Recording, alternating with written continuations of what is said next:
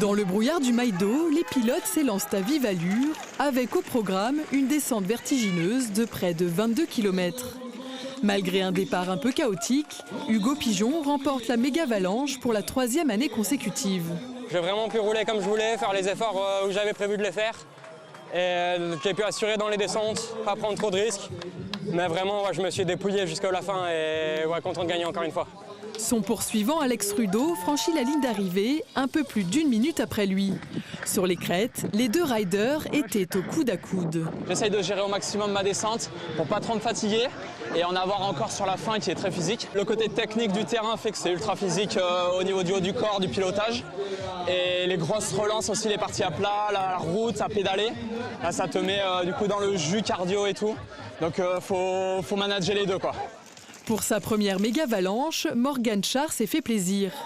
La première féminine a été prudente sur les coulées de lave avant d'accélérer et de doubler quelques concurrents. J'ai essayé de me mettre dans un rythme dans la forêt. Il y avait juste une partie au milieu où c'était vraiment dur à rouler. Il y avait des gros trous et franchement c'était hyper physique. J'avais mal aux mains et tout. C'était vraiment quelque chose.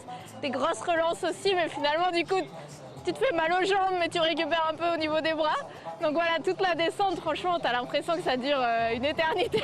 Allez, bravo! Pour la 30e édition de la Mégavalanche, les organisateurs ont modifié le parcours.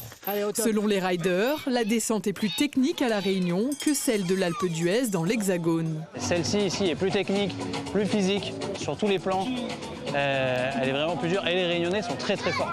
Je pense qu'ils ne s'en rendent pas compte parce qu'ils viennent peut-être moins en Europe. Ils ont un niveau énorme là, les deux qui font 4 et 5e. Quentin Barbe et Woody Kefford, en plus c'est des jeunes. C'est la nouvelle vague de Réunionnais, c'est génial. Les jeunes Réunionnais ont un avenir prometteur dans la discipline. Grâce aux terrains sur lesquels ils s'entraînent, leur niveau technique et physique est semblable à celui des meilleurs pilotes métropolitains.